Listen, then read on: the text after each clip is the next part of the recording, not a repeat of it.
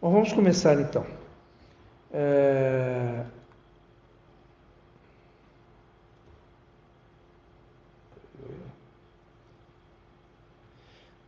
A nossa ideia hoje é falar sobre o cristianismo esotérico.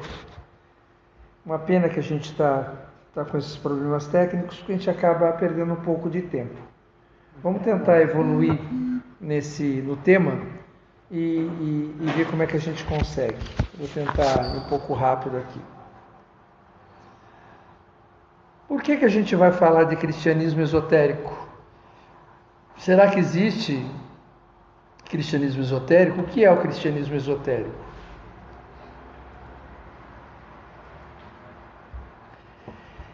Eu vou começar colocando aqui a definição de exotérico e esotérico,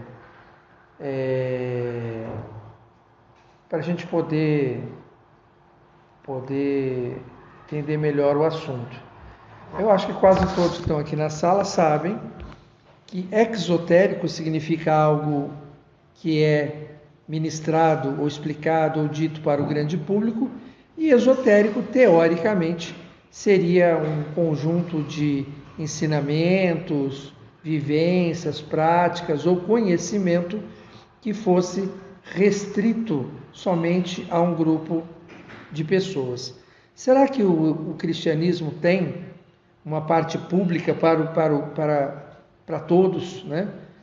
E será que ele tem também uma parte interna, seja de práticas ou de conhecimento, que não seja para o grande público? Em Mateus 13:13, a gente pode encontrar a seguinte citação: portanto, lhes falo por parábolas, porque eles vendo não veem, e ouvindo não ouvem, nem compreendem. Então, por esse versículo, a gente percebe que Cristo, quando fala nos evangelhos aos discípulos, ele às vezes fala para o grande público e às vezes ele fala em reservado. Então isso deve ser um indício que provavelmente havia um ensinamento mais fechado, um ensinamento para poucos, ensinamento para os discípulos. Isso quando nós falamos do ponto de vista do esotérico. Do ponto de vista da religião, vale a pena, nem que seja só por curiosidade, tentar pensar qual é o significado, né? Qual é a origem do termo religião. Eu encontrei 3 citações que eu achei bastante interessante. A mais antiga citação sobre religião é de Cícero, que diz que se refere a reler, né? Do latim relegere. Reler no sentido que as pessoas religiosas, elas liam, reliam, estudavam as escrituras, estudavam, escutavam e liam sobre os deuses. Então teria alguma coisa como releitura ou ler mais profundamente e coloca a religião com esse sentido. Já Lactâncio, ele coloca a religião como relacionado ao verbo religar, onde a religião teria como objetivo a religação entre duas coisas, que depois a gente pode até pensar o que vai religar com o que no caso de religião a gente sempre pensa no homem religado a Deus. Já Santo Agostinho, ele começa a definir que religião seria realmente de reler, mas depois, mais para frente, ele acaba tendo uma visão de ligação, não fica muito claro. Eu só estou comentando isso porque para a gente, pelo menos as pessoas que eu conheço aqui no nosso entorno, quando pergunto o que é religião, a gente sempre diz, religião vem de religar, né? Não necessariamente, conforme a época histórica, esse conceito mudou e alterou, e tem várias leituras em relação a esse tema. Claro que o que eu prefiro é a explicação da religação. Já quanto aos mistérios, que não deixa de ser uma religião, né? Os mistérios eram religiões antigas, que nós vamos encontrar na Grécia, em Roma, essas religiões tinham rituais secretos. Os mistérios, eles tinham uma parte pública, em que o povo participava, e existia uma parte reservada. Então, no caso específico dos mistérios, nos parece muito claro que o sentido do esotérico era um sentido presente. Platão diz em Fédon que o objetivo dos mistérios é restabelecer a alma em sua primitiva pureza, esse estado de perfeição que ela havia perdido. Então, para Platão, as almas têm um estado primitivo, esse estado dela ele perde e depois ele reconquista esse estágio através dessa religião, que eram os mistérios.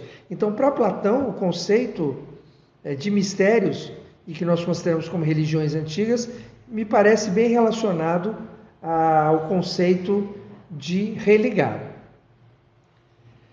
Em Mateus 13:11, nós podemos encontrar uma outra citação que diz: porque a vós é dado conhecer os mistérios do reino dos céus, mas a eles não lhes é dado. Então a gente encontra Jesus comentando sobre o conceito de mistério e ao mesmo tempo falando sobre o reino dos céus, e mais uma vez dizendo sobre uma parte em que se fala para o povo e outra parte que não se fala para o povo. Inclusive em relação à questão dos mistérios do reino do qual fala Jesus, nós temos várias palavras espalhadas pelo Novo Testamento que a gente pode entender como sendo relacionada a esse conceito de mistérios. Quando ele fala reino, quando ele fala reino de Deus, reino dos céus, a vereda estreita, a porta estreita, sobre os perfeitos, sobre o salvo, a vida eterna. O segundo nascimento está relacionado com o assunto dos mistérios, que está relacionado com as iniciações nos mistérios, onde a pessoa renascia para o sagrado. Quando ele fala dos pequeninos, da criança, que é um termo carinhoso que se refere àquele que está iniciando agora, mestre construtor. Então, parece que essa temática velada pode ser encontrada, pelo menos é possível se interpretar que assim encontre dentro do Novo Testamento. Em Lucas 8:10 podemos encontrar que a vós é dado conhecer os mistérios do reino de Deus, mas aos outros por parábolas, para que vendo eles não possam enxergar e ouvindo eles não possam compreender. Quer dizer que além de haver um conhecimento velado, um conhecimento interno, ainda por cima era realmente para separar quem podia e quem não podia escutar ou participar desse tema. Existe um livro chamado O Cristianismo Esotérico, de Annie Besant. Esse livro, ele trata desse assunto, cristianismo esotérico. Nesse livro podemos encontrar sobre o Cristo do ponto de vista histórico, o Cristo do ponto de vista mítico e o Cristo do ponto de vista místico, que seria um assunto que a gente poderia tratar.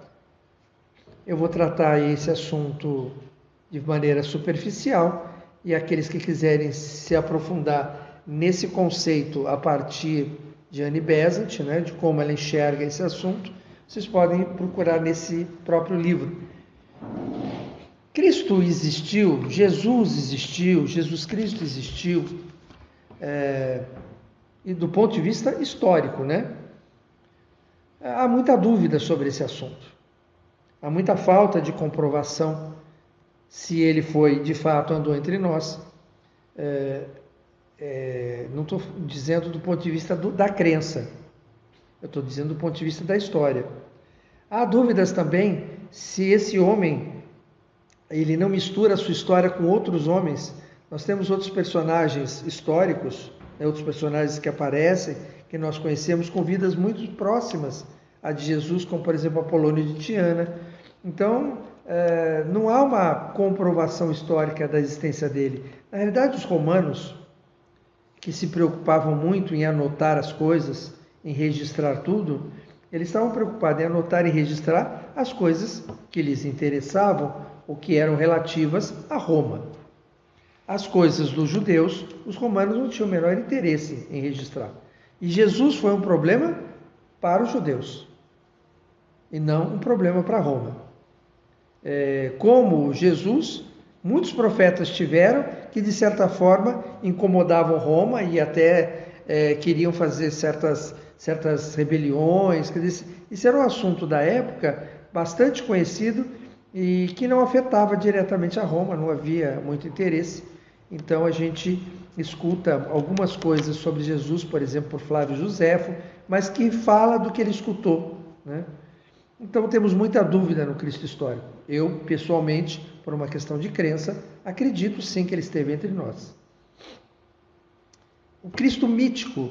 O Cristo mítico é aquele que, no período seguinte, ele vai sincretizando, né, com outras práticas, com outros costumes entre os romanos, vinda dos gregos, e acaba se misturando. Por exemplo, a gente comemora o aniversário de Jesus no dia 25 de dezembro, que a gente sabe que não tem sustentação nenhuma bíblica e que essa data, muito provavelmente, é a data, foi sincretizada a partir da comemoração de Solis Invictus, né, em Roma.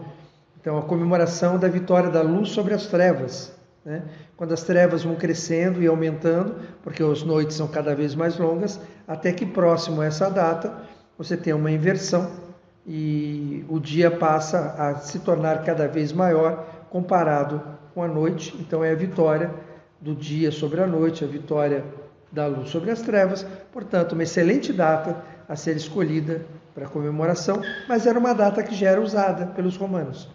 Esse mítico seria aquele Jesus histórico que se mistura com uma série de outros contos, outras tradições, outros costumes, e isso vai acabar resultando no que a gente tem nos evangelhos, que dificilmente a gente consegue separar o mito da história ou a tradição da verdadeira história. Nós temos também o Cristo místico. Cristo místico no sentido de mistério, né? Além do histórico e apesar do mítico, a gente tem aí uma corrente, que é a corrente dos antigos mistérios, que tudo indica, por parte do que a gente conhece hoje como igreja, que esse conhecimento, essa estrutura, essas práticas, esse costume acaba adentrando para o cristianismo.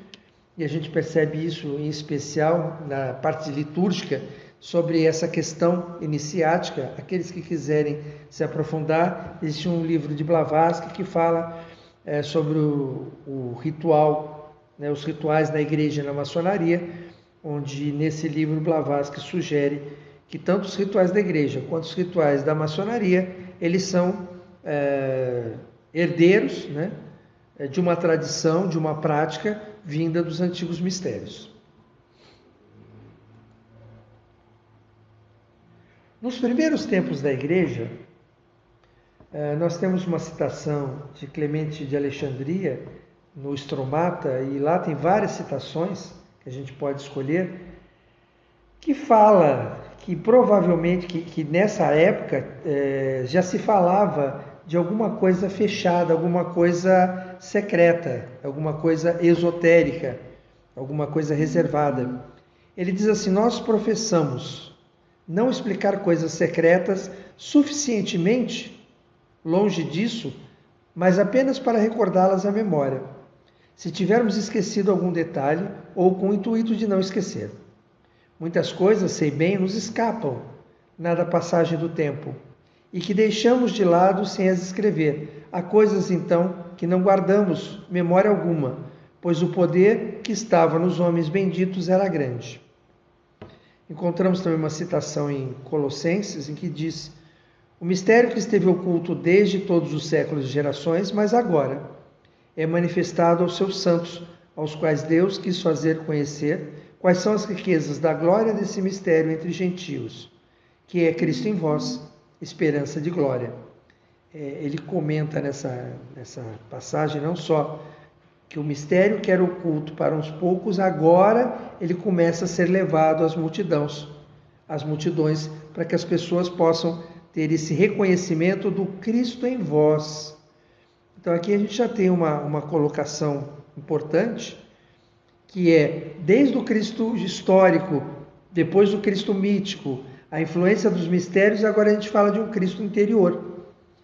Então você vê que vai migrando essa visão, né, onde o Deus perfeito que manifesta no Cristo perfeito é alguma coisa que transparece no homem, que pode se aperfeiçoar porque ele é filho de Deus, feito à imagem e semelhança de Deus. Então também há um Cristo no homem. Esse conceito vai se formando cada vez mais.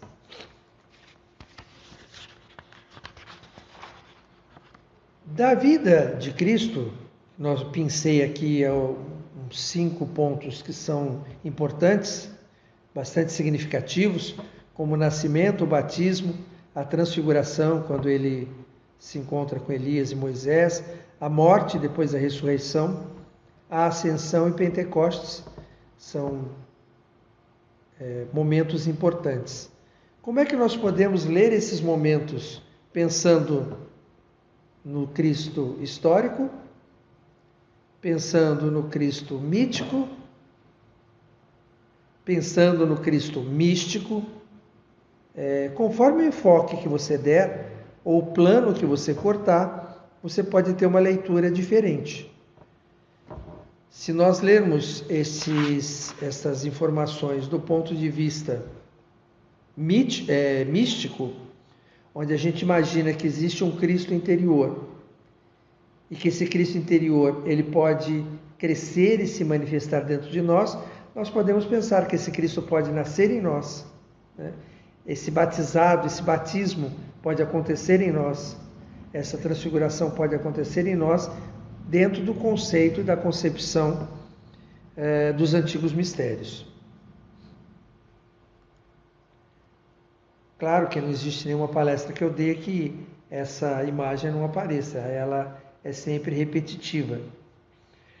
Onde eu falo que desde o Velho Testamento, quando o homem foi feito à imagem e semelhança de Deus, do barro e do sopro, que São Paulo nos fala de um espírito, de uma alma e de um corpo, que nós reinterpretamos isso dentro de uma visão proposta por membros, né, e escritores que pertenceram à sociedade teosófica, a gente pode identificar o homem que nós conhecemos como personalidade, como algo físico, emocional, mental, de uma parte mais intrínseca, como alma, uma inteligência, uma intuição, uma intenção que tem a ver com a fé, a esperança e a caridade, que é nata, que nasce com o homem, que é a sua alma. E podemos imaginar o Espírito de Deus como também trino, como onisciência, onipresença e onipotência, como imagem do Pai, do Filho e do Espírito Santo. Se nós somos a imagem de Deus e Deus é trino, considerando assim, existe também dentro de nós essa trindade, que eu digo que é o mais profundo do nosso ser. Dentro disso, a gente pode dizer que esse desenvolvimento através da vida de Jesus, essas etapas da vida dele, se a gente considerar isso como um desenvolvimento de aperfeiçoamento humano, a gente pode considerar também que esse aperfeiçoamento acontece no homem com o domínio ou controle desses veículos de consciência. Se quiser, pode associar o instinto, né?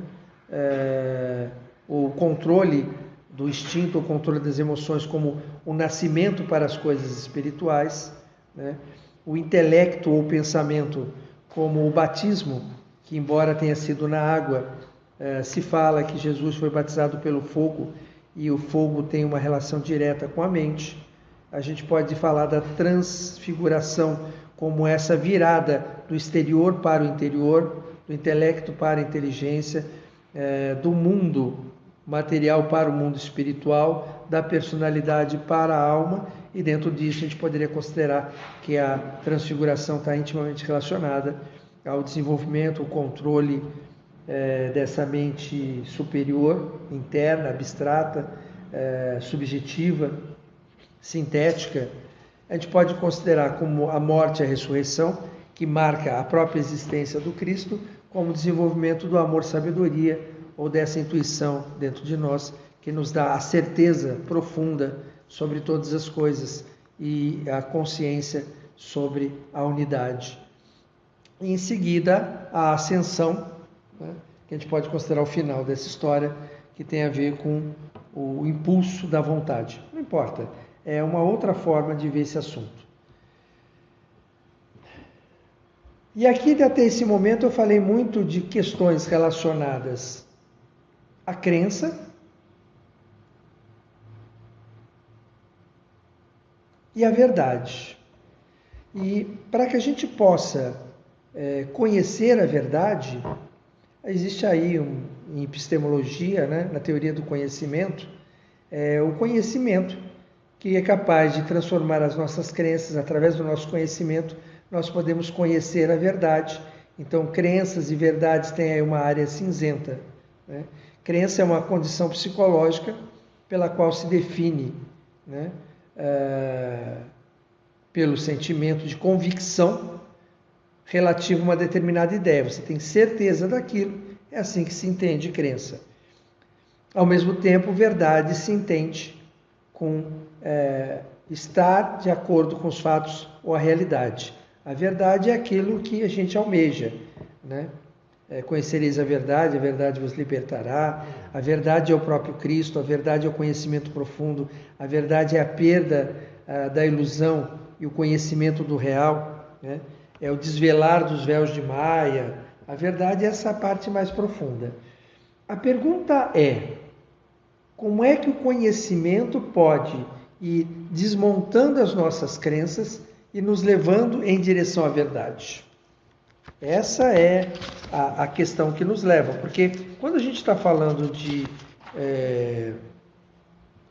cristianismo esotérico, nós estamos dizendo que existe um conhecimento interior e uma prática interior reservada que permite com que a gente se aperfeiçoe até atingir o estado de Cristo, que a gente consiga se conectar com o Cristo e ser um com Ele. Ou seja, esse desenvolvimento do estado primitivo da alma que Platão nos sugeria.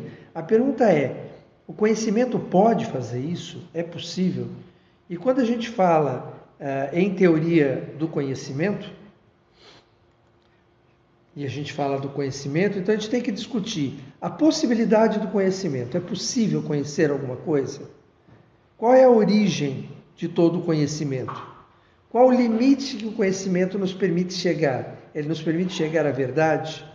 Qual é a essência do conhecimento? Quais são as formas que tem de conhecimento? E esse conhecimento traz valor? De todos esses itens, eu preferi nesse momento me focar somente na questão da possibilidade do conhecimento. E na possibilidade do conhecimento nós temos aí algumas características filosóficas, né, que nos permite o conhecimento. A primeira é o dogmatismo. É uma atitude filosófica pela qual podemos adquirir conhecimentos seguros, universais.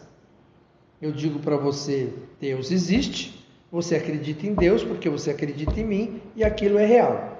Então, através do dogmatismo, é possível você ter conhecimentos, adquirir, né, ideias ou conhecimento de forma segura. Ceticismo. O ceticismo é uma atitude filosófica oposta ao dogmatismo. Ele duvida que seja possível um conhecimento firme e seguro, sempre questionando e pondo à prova essas verdades. Se eu parasse nesses dois... Bom, eu vou continuar, depois eu volto para os dois. Relativismo. Atitude filosófica defendida pelos sofistas que nega a verdade. Então esquece que através do relativismo não vou chegar à verdade, porque essa é uma forma de pensar em que eu nego a verdade, portanto esquece. E o perspectismo, que é uma atitude filosófica que defende a existência, que não defende, né, que defende a existência de uma verdade absoluta, mas, ao mesmo tempo, pensa, né, que nenhum de nós pode chegar senão a pequena parte. Então existe uma verdade absoluta, mas esquece, porque você não vai chegar a ela, porque você só consegue ver partes dela, porque cada ser humano tem uma parte da verdade. Bom, se o nosso objetivo é um conhecimento mais profundo e é uma busca da verdade, eu tenho que escolher entre o dogmatismo e o ceticismo. Claro, eu estou hipoteticamente fazendo um diálogo, a gente não precisa escolher nenhum deles. Bom, e qual que a gente vai escolher, o dogmatismo ou o ceticismo? Se a gente vai escolher o dogmatismo, significa que as certezas que eu já tenho me são suficientes. E se nós aqui, as certezas que nós já temos são suficientes, a gente não estaria aqui escutando ou pensando em novas ideias. Na realidade, a gente tem dúvidas, a gente desconfia, a gente não tem certezas e a gente está em busca. Então, essa atitude é muito mais próxima do conceito do ceticismo.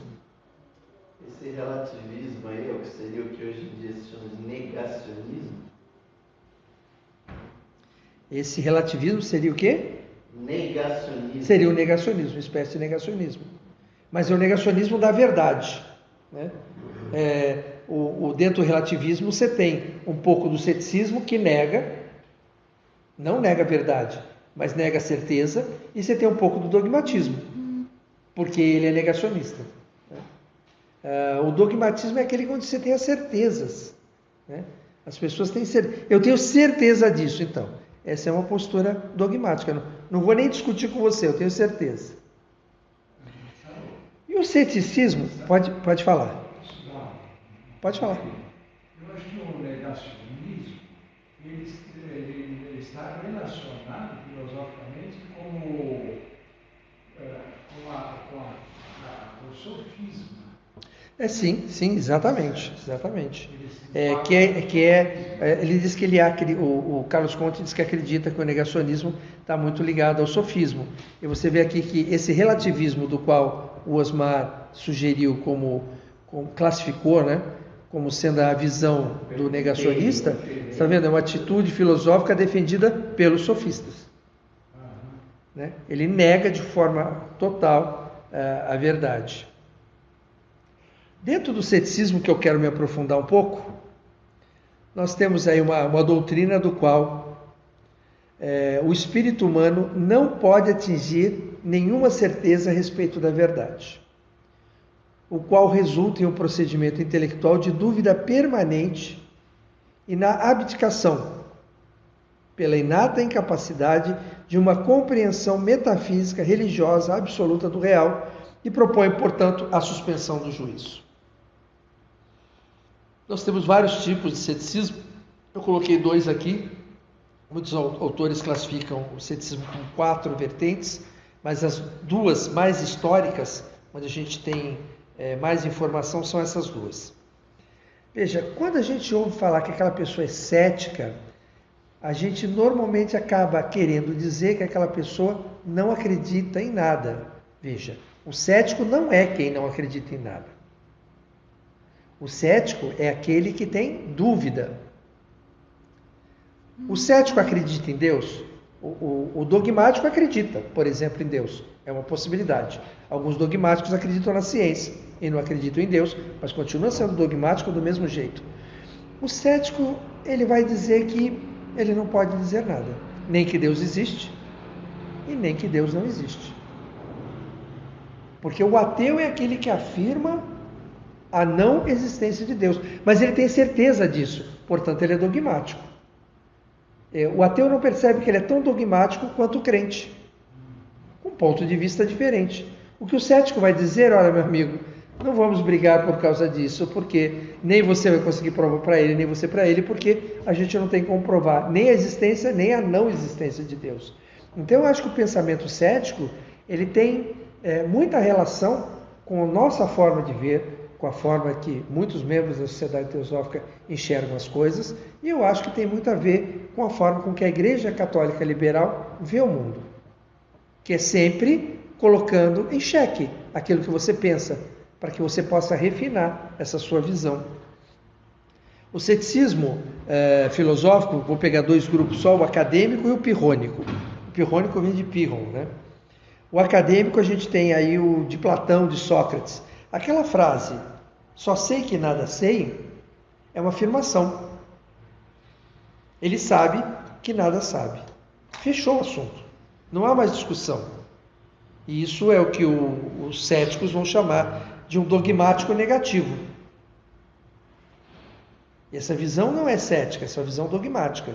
Já o ceticismo pirrônico, a gente tem vários autores ligados ao ceticismo, mas um dos mais importantes, pelo menos o que eu mais gosto, é de Pirron, que diz o seguinte: nada pode ser conhecido, nem mesmo isso. Veja, a frase é diferente. Não eu só sei que nada sei. Eu digo que nada pode ser conhecido, nem mesmo isso que eu estou dizendo. Uma visão filosoficamente bem diferente. E o positivo, falou que é negativo. E aquele que diz que só a minha esposa sabe. Esse é mais complicado. Desses autores, Pirron, na realidade, ele não escreveu nada, ele não deixou nada para nós, mas existe um personagem histórico chamado Sexto Empírico. O Sexto Empírico foi um médico, filósofo grego, que viveu nos anos 160 a 210.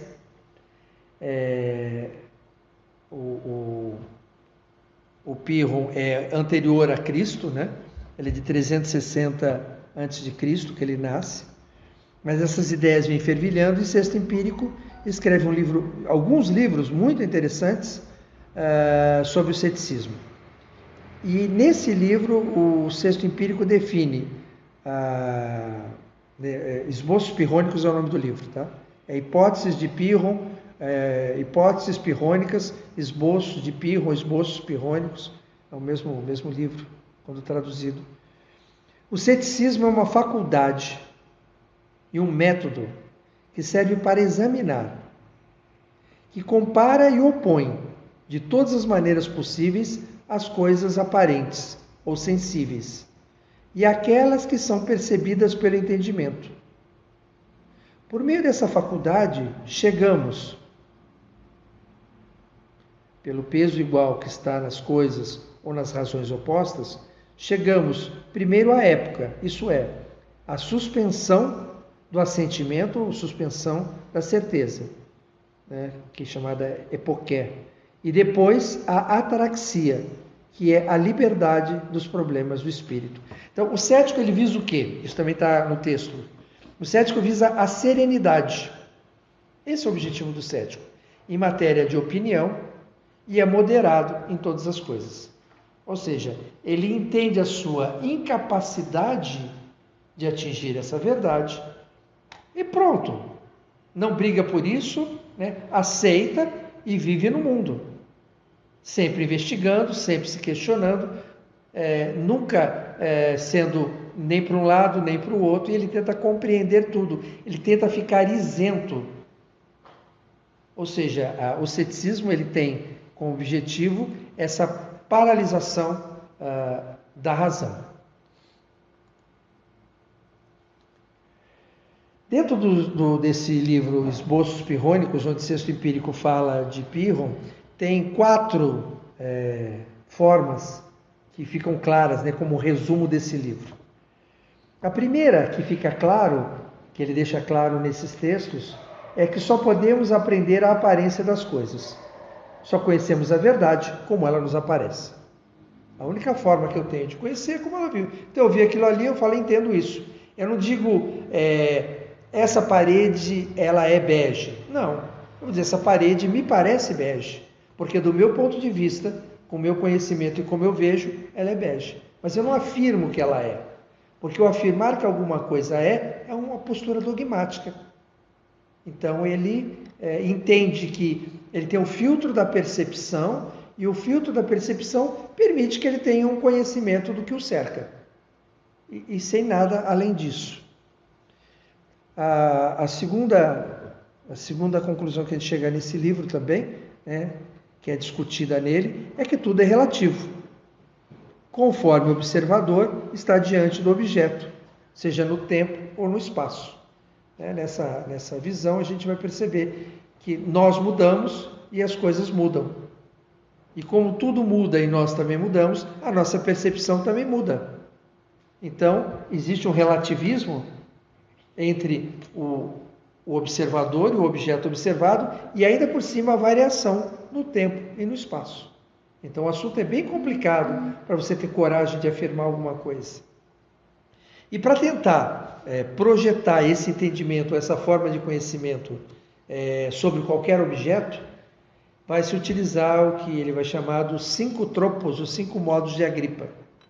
Existe uma escola cética anterior que tinham 10 formas e que tinha outra abrangência. Essa aqui está bem sucinta e bem objetiva, essas 5 formas de Agripa. A primeira é o desacordo. Se eu e o Osmar quisermos conversar sobre alguma coisa, ele vai ter as opiniões dele e eu vou ter as minhas opiniões. E a gente está tentando chegar à verdade conversando um com o outro. Não vai chegar. Porque ele vai ter as opiniões que podem até ser levemente modificadas pelo meu entendimento, e o meu entendimento pode ser levemente modificado pelas opiniões dele, mas isso não leva à verdade. Ou seja, na hora que a gente tem opiniões, essas opiniões se opõem. Então existe um desacordo. Além do desacordo, a gente pode pensar também nessa nossa conversa em tentar provar alguma coisa, porque a gente provando alguma coisa, então a gente chegaria no consenso. Os dois acreditariam na mesma coisa, porque eu posso provar. Toda afirmação precisa de uma prova. Mas o problema é que a prova precisa ela mesma de uma prova, onde nenhuma pode servir de ponto de partida para o raciocínio. Porque quando a gente chega numa prova, a gente usa certos métodos ou certos conceitos. E quando você usa esses métodos, esses conceitos, você tem que também provar os métodos e provar os conceitos. E conclusão, você vai ao infinito e não vai chegar a conclusão nenhuma. Na primeira, no desacordo, nós estamos usando para conversar a razão. Na segunda, novamente nós estamos tentando provar pela razão. E o que os céticos vão entender é que a razão é o problema que nos impede de chegar ao conhecimento da verdade. Vocês já ouviram alguma vez uma frase dita por uma pessoa, Helena Petrovna Blavatsky, que diz que a mente é assassina do real? É uma visão, um conceito completamente cético. Porque pela mente você não consegue chegar no real. E é isso que os céticos dizem. Dialelo.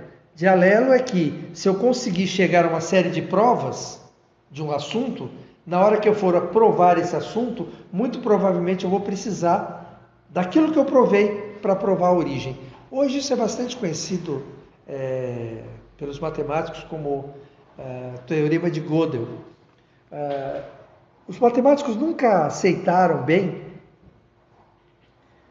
quando você tem a geometria euclidiana, você tem 5 proposições, e dessas 5 proposições você monta toda a explicação, você monta toda a teoria da geometria euclidiana. A primeira é a definição dogmática de ponto, a segunda é a de reta, a de plano, você tem uma série, e a quinta sempre foi um problema, que é por um ponto fora de uma reta, passa uma única reta paralela àquela. Então tem uma reta e tem um ponto. Nesse ponto só vai passar uma reta que é paralela a essa. Bom, os matemáticos nunca aceitaram isso porque essa proposição tem cara de que dá para provar. As 4 primeiras eu não tenho como provar. Euclides define o ponto, por exemplo, como uma esfera de raio zero. Mas não tem como provar isso. É um ponto de partida. Mas a quinta proposição de Euclides sempre se teve muita dúvida se não era possível provar. E vários matemáticos tentaram provar. Para provar a quinta, não conseguia com as 4 anteriores. Então ele tirava essa quinta, colocava uma outra quinta, aí ele conseguia provar aquela. Ou seja, dentro de um sistema de compreensão mais profundo, e isso chamado de alelo, você precisa de provas exteriores para provar aquilo. Você não consegue nela em si mesmo provar tudo. Então, se eu não consigo provar tudo, isso não pode me levar à verdade. O quarto modo, quarto tropo de Agripa, é a hipótese.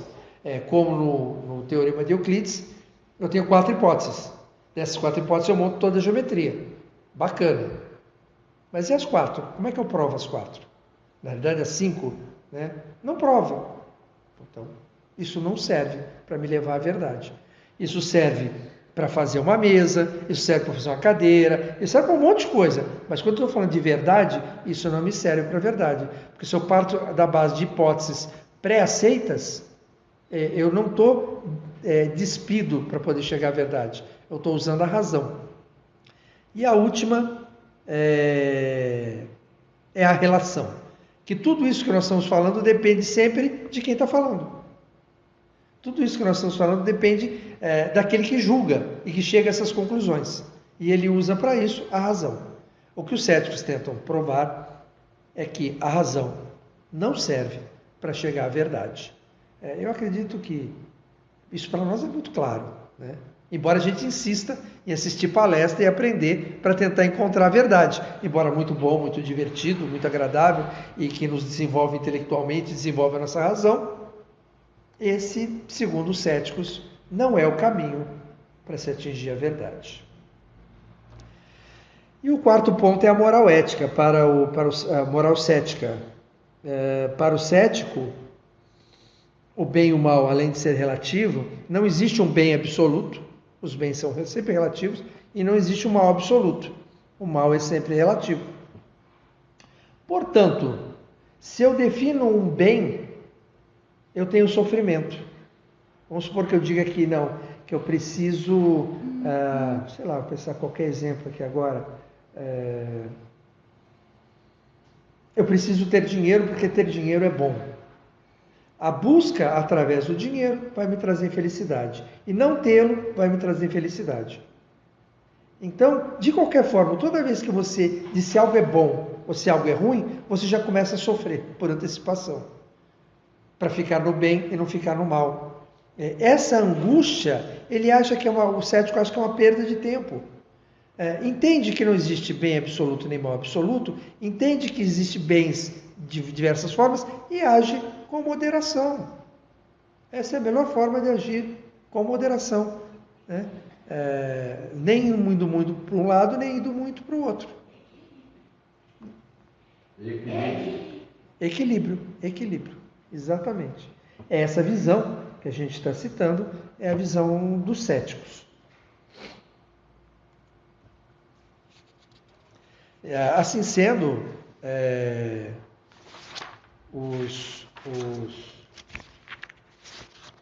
nesse livro também, Os Postos de Pyrrhon, nós chegamos à conclusão que os pirrônicos desenvolveram, a ideia deles, o conceito de epoqué.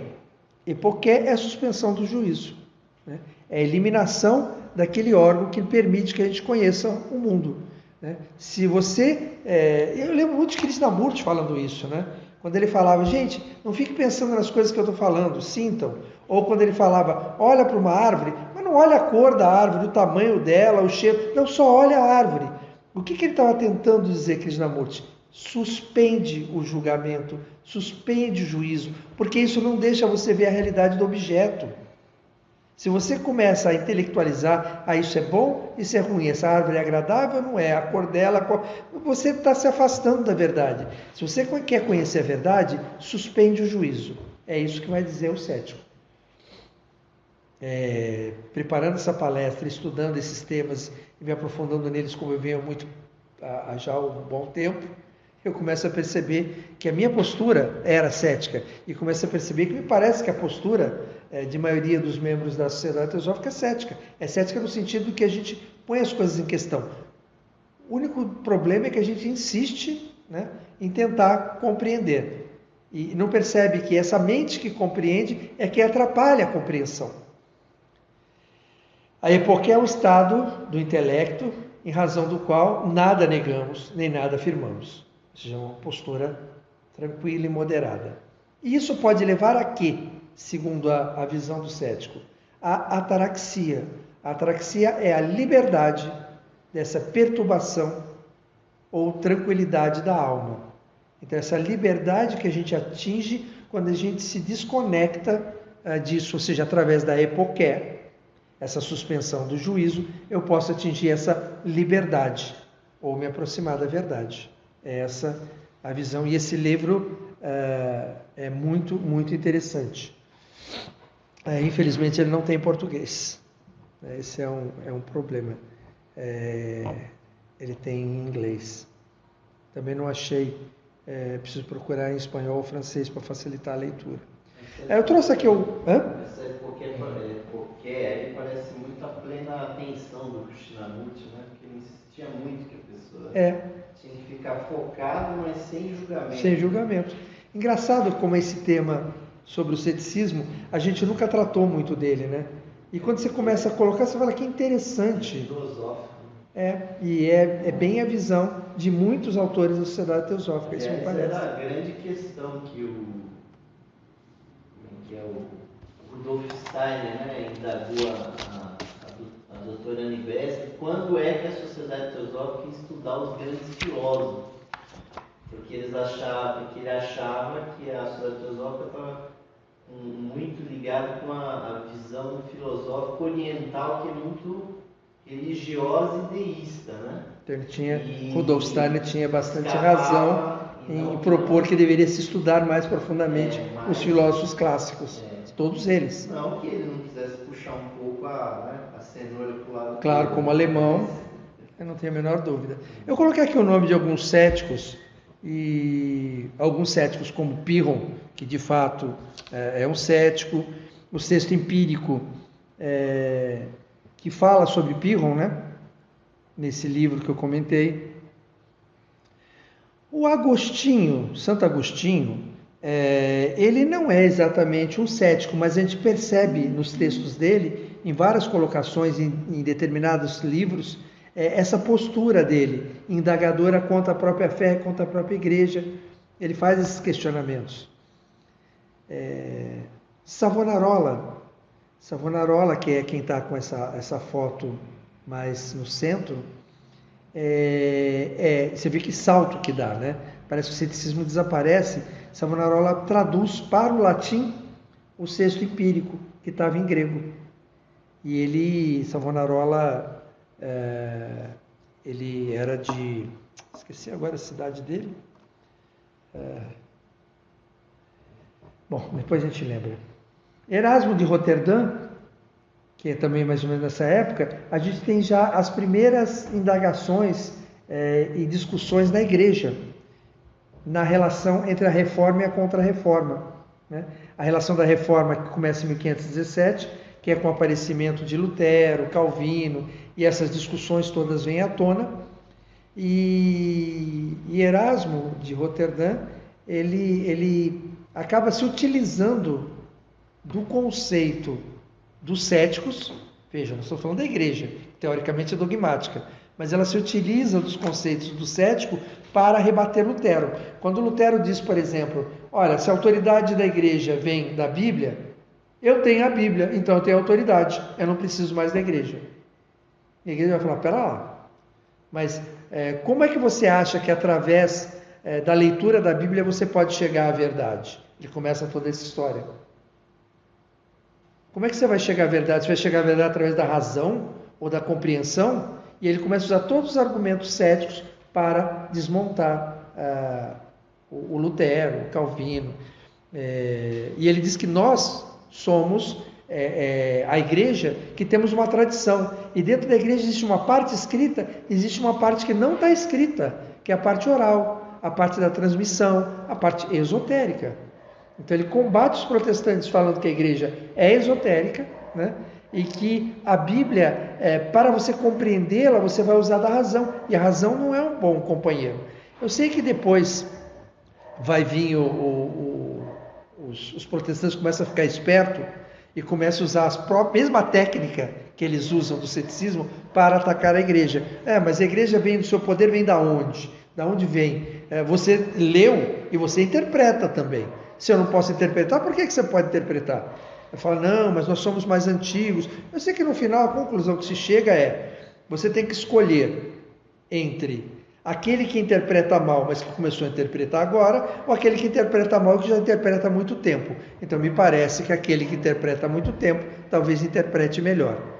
Mas dentro dessa questão teológica ou da certeza que vem através do livro, surge um impasse. Bom, a gente tem essa reforma de 1517 com as 95 teses de Lutero. Esse Montaigne é muito importante, é um humanista muito importante, que escreve, um francês, que escreve os ensaios. A palavra ensaio, inclusive, como texto, nasce com Montaigne, que ele escreve esses ensaios, e ele trata também dessas questões.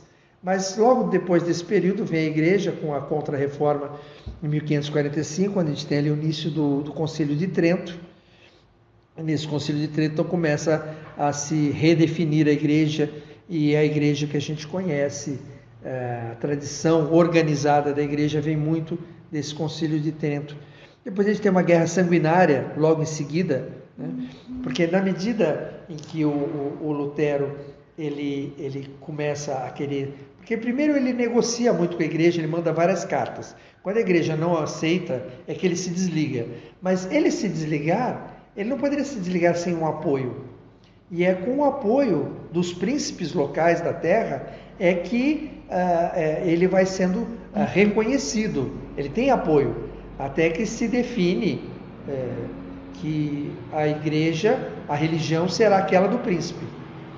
Então, quando o príncipe ele é católico, a religião daquele povo é católica. Quando o príncipe é protestante, a religião daquele povo é protestante. E você começa a ter uma migração. Quem era católico e morava numa região onde ali se definiu que a religião seria protestante, ele sai e muda de terra. Então tem um grande movimento na Europa, e esses movimentos acabam desembocando em conflitos, guerras, que são as guerras religiosas que duram bastante tempo.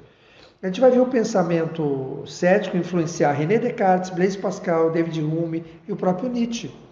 São pessoas que são influenciadas por esse pensamento. Eu acredito que todo filósofo que queira se aprofundar em direção à verdade e que queira discutir os seus conceitos, os conceitos dos outros, ele acaba, de uma forma ou de outra, usando as técnicas dos céticos para isso. Isso aqui é uma curiosidade, não tem muito a ver com o tema, que é o Index Librorum, que é o índex da Igreja, né? Que foi criado no Concílio de Trento, inclusive dizendo o que você pode ler e o que você não pode ler. Então, Alexandre Dumas não pode ser lido, Auguste Comte também não, Balzac, Pascal tem livros condenados. Alguns autores aqui têm toda a literatura dele condenada e outros autores são alguns livros. Mas apesar de a gente encontrar muitos céticos aqui, olha que interessante, o livro de Sexto Empírico não aparece no índex da Igreja. A Igreja não condenou o livro de Sexto Empírico que trata de Pyrrhon. Bom, Pyrrhon a Igreja não ia condenar mesmo porque ele é anterior à Igreja. Mas ele também não deixou nada escrito. Tudo que tem dele veio através de Sexto Empírico, que é um cético. E o livro desse cético, vamos dizer assim, não aparece como proibido. Isso é interessante porque não há uma condenação dentro da Igreja a essa forma de pensar. A gente tem inclusive influência em vários padres da Igreja, históricos, né, os primeiros padres, da influência do pensamento cético, mas a gente não tem uma condenação, o que me parece bastante interessante isso. O índex da Igreja foi abolido em 1966. Até lá a Igreja ainda classificava o que podia ser lido e o que não podia ser lido. E a gente encontra bastante nome, é interessante, o próprio Montaigne. Toda a Igreja Católica. Sim, toda a Igreja Católica Apostólica Romana. Hã?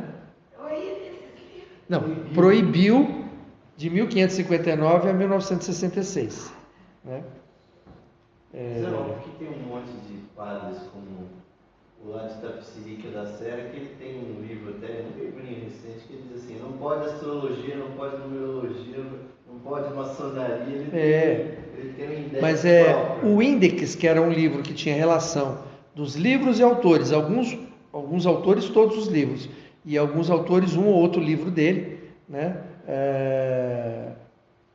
Do Montaigne, por exemplo, que era um cético, Tem um livro dele realmente mais pesado, por isso deve ter entrado. E claro que não são só esses, eu coloquei aqui alguns nomes assim, importantes, só para a gente ver que interessante.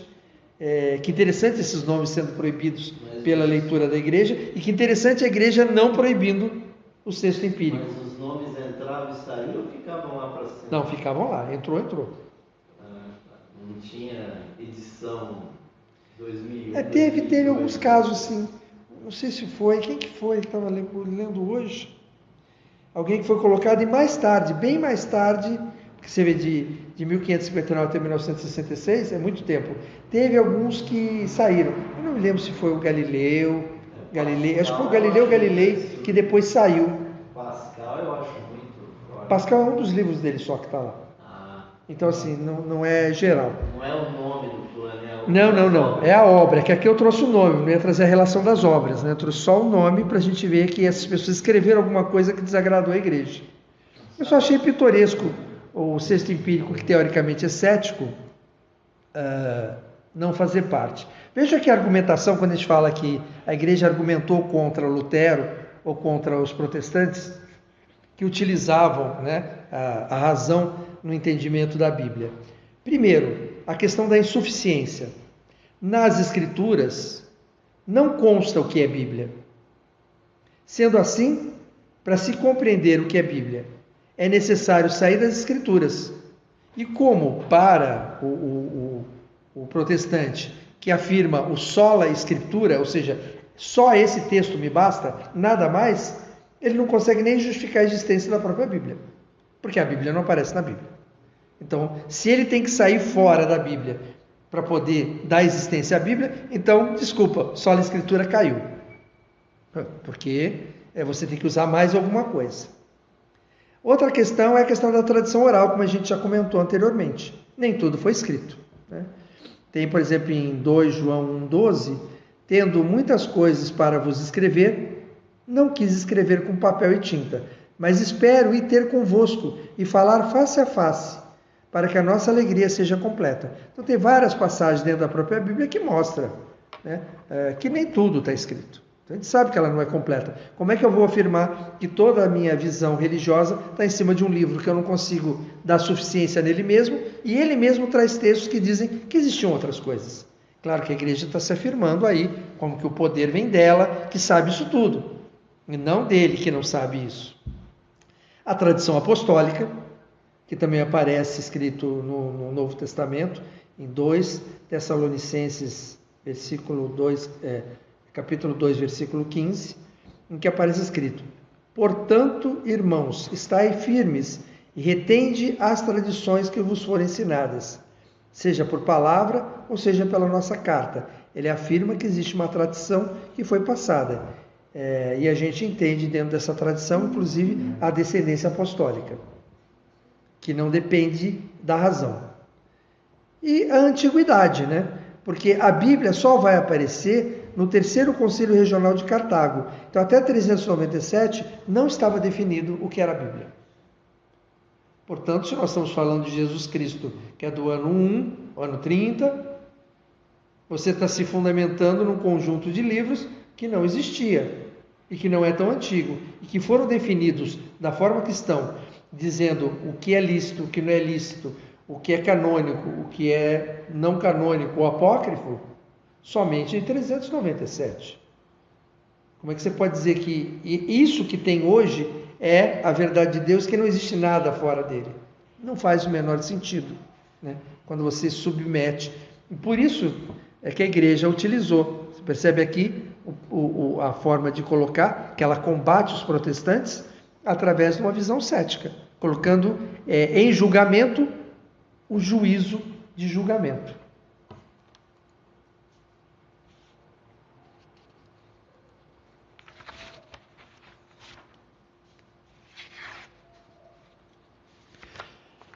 Bom, aí nós temos dentro dessa epistemologia católica, dessa forma de pensar, um otimismo epistemológico, que é o protestante. Por que otimismo? Porque ele acredita que ele tem na mão a verdade. Ele é otimista. Ele não põe em julgamento a verdade que ele tem na mão. O conhecimento dele é aquele é a verdade. Então o conhecimento dele é otimista.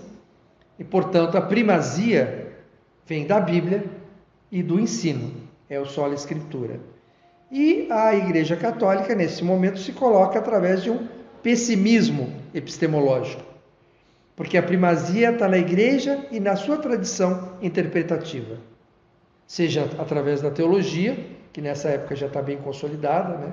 Falando de 1500, ou seja, na própria dogmática. As conclusões que ela chegou do que era verdade e a própria tradição que ela traz dentro dela, embora ela mostre a dificuldade em compreender a verdade, ela afirma a primazia da Igreja. Portanto, dentro dessa concepção, você tem que escolher, do ponto de vista religioso, se você fica com a visão católica, que fala desse lado esotérico, oculto ou interior, na medida de que ela fala de uma tradição que não está nos livros, ou você fica com os protestantes, que é uma visão dogmática, e para isso a gente já percebeu que a visão católica ela é mais cética, se apoiou nos céticos e não condenou os céticos.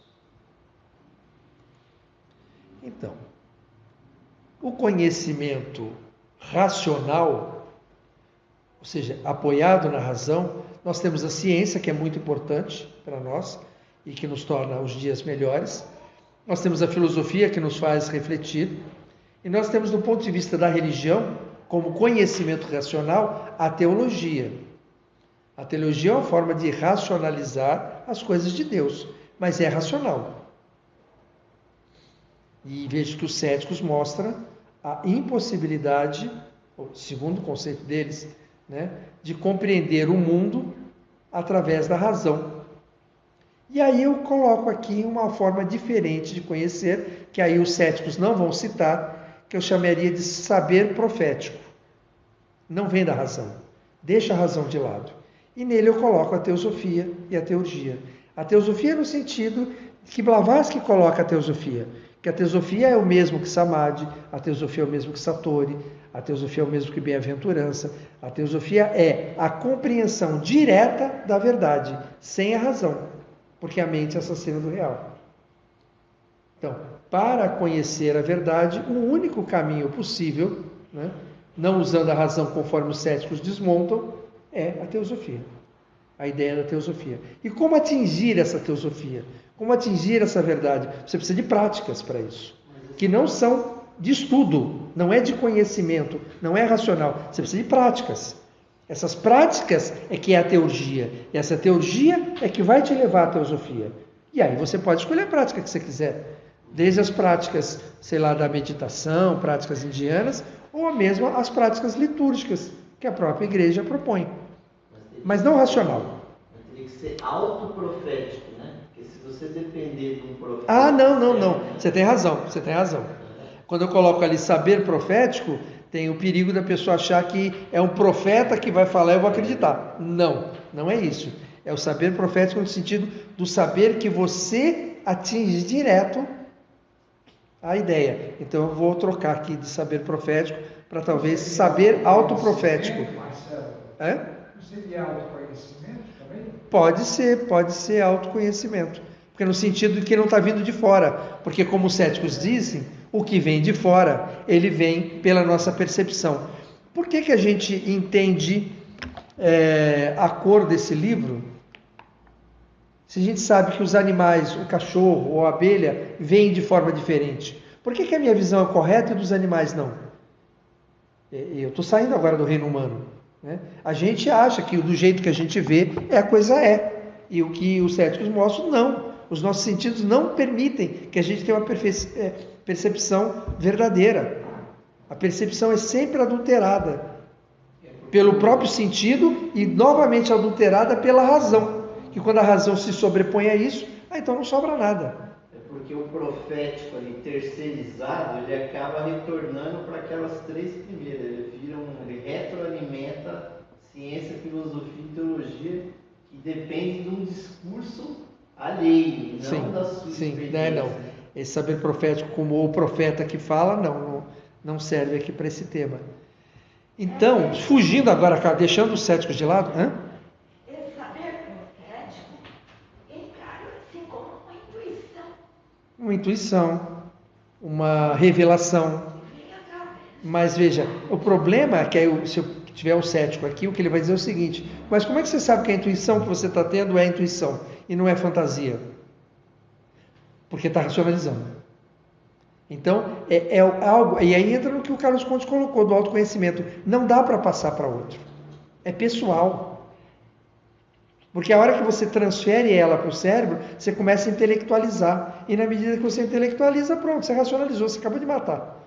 Tem um filósofo, acho que chamava-se Zenon. Sim, mas do contato direto.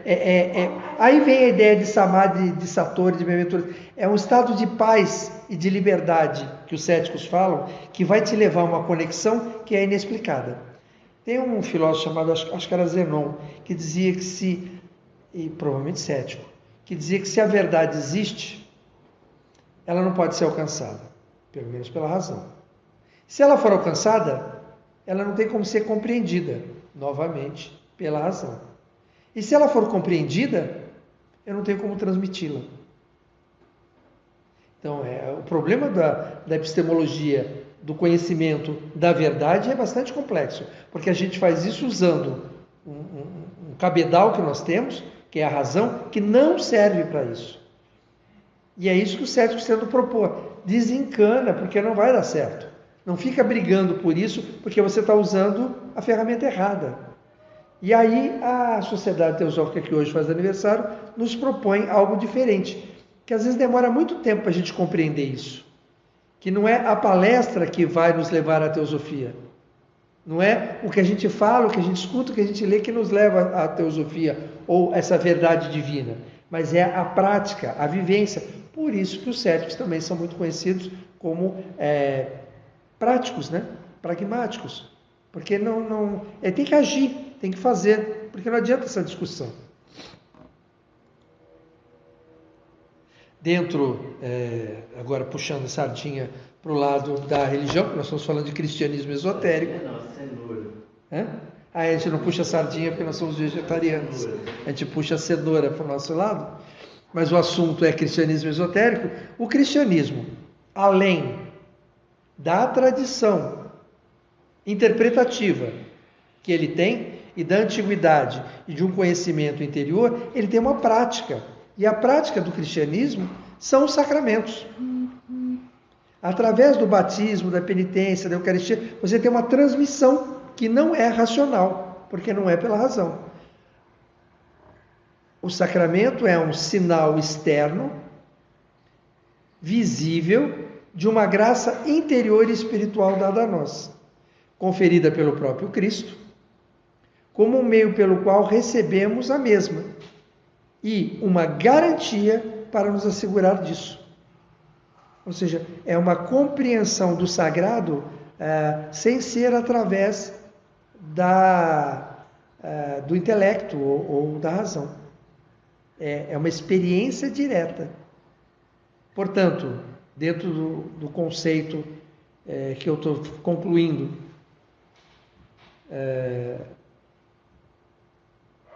o poder não vem da igreja, nem da sua antiguidade e nem da sua interpretação tradicional. O poder não vem do livro, como dizem os protestantes, que vem do livro, daquilo que você lê lá é a palavra de Deus.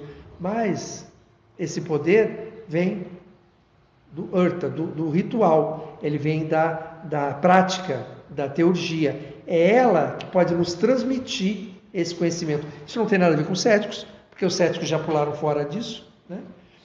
Isso tem a ver de uma experimentação do sagrado, cujo resultado só você mesmo vai poder avaliar. Porque se você colocar a razão para avaliar, isso não vai funcionar.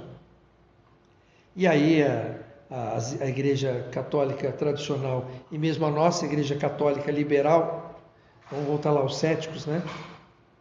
Que a anaraxia é essa liberdade que é possível atingir, e que o samadhi é essa liberdade, ou seja, é a perda de vínculo com todas as coisas da matéria, é a perda de vínculo com a ilusão, é o encontro desse superior, que é o quê? É a liberdade da alma. A alma, quando se liberta do mundo, ela encontra o Espírito, ela encontra a Deus. Então, nada mais apropriado que o nome da nossa igreja, Igreja Católica Liberal, que propõe isso. É uma igreja que não propõe dogma para os fiéis, não é uma proposição, não propõe a conversão, né? Você vem para a minha igreja que você vai se salvar. Não, porque ninguém vai te salvar de fora para dentro, a salvação vem de dentro para fora, e de dentro para fora, através dos sacramentos, você pode atingir isso.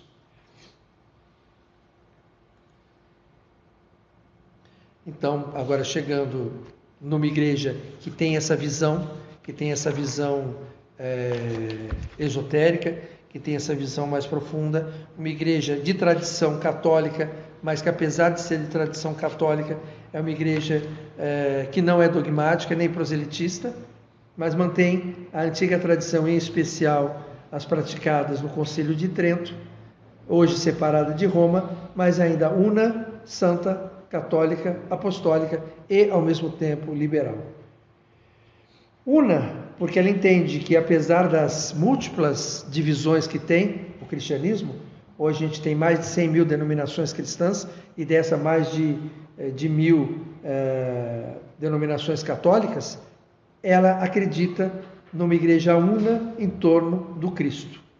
É uma igreja santa porque ela propõe a santidade. Não santa porque ela é santa, mas ela propõe a santidade do homem através do caminho da cruz. E o caminho da cruz é essa proposta de desenvolvimento interior, passo a passo, iniciação a iniciação, num processo de imitação de Cristo, onde você se realiza espiritualmente. Também católica, porque ela mantém dentro do termo católico o seu significado ecumênico, no sentido de que é para todos, como Jesus dizia que era para todos. Apesar de Pedro insistir tanto numa igreja para os judeus, Paulo insistia numa igreja para os gentios, para todos. Apesar dessa tradição, parece que as igrejas hoje, elas franqueiam a sua possibilidade de realização espiritual somente aos seus membros. Diferente da nossa igreja, se a pessoa é budista, ela é judeu, ela não importa o que ela é. E ela quer se aproximar, e quer participar, e quer experimentar esse sagrado, essa realização espiritual, ela pode fazer. Ela é apostólica na medida que ela descende, como tendo vindo da Igreja Católica Apostólica Romana, que vem dos apóstolos, que vem de Jesus, ela mantém essa tradição que vai se passando, né, de um bispo para outro, de um bispo para os padres, e vai mantendo esse movimento. É uma igreja que nasce do movimento velho católico na Inglaterra. E o mais importante, ela é liberal, porque ela aspira à forma sacramental tradicional, que são os sacramentos, com a mais ampla liberdade intelectual, onde cada um pode acreditar ou não acreditar no que quiser, porque nós já chegamos à conclusão nesse momento que através da razão não adianta você discutir, porque você não chegará à verdade. E o nosso objetivo não é teologia, nosso objetivo não é discussão e nem tentar ensinar a verdade para ninguém. A nossa igreja é uma igreja que não é dona da verdade e não mantém uma verdade, mas através da vida cristã, através dos sacramentos, busca a verdade. Mas a verdade que nós chamamos de teosofia, a verdade que é esse saber direto do próprio Deus. É um saber direto, saber revelado, uma aspiração aí profunda, né? Um entusiasmo, mais do que simplesmente alguma coisa intelectual. Portanto, os membros podem ter a maior liberdade intelectual e você pode então viver o cristianismo com total liberdade de pensamento. E aí então agora a gente passa para a parte de perguntas e reflexões, se houver.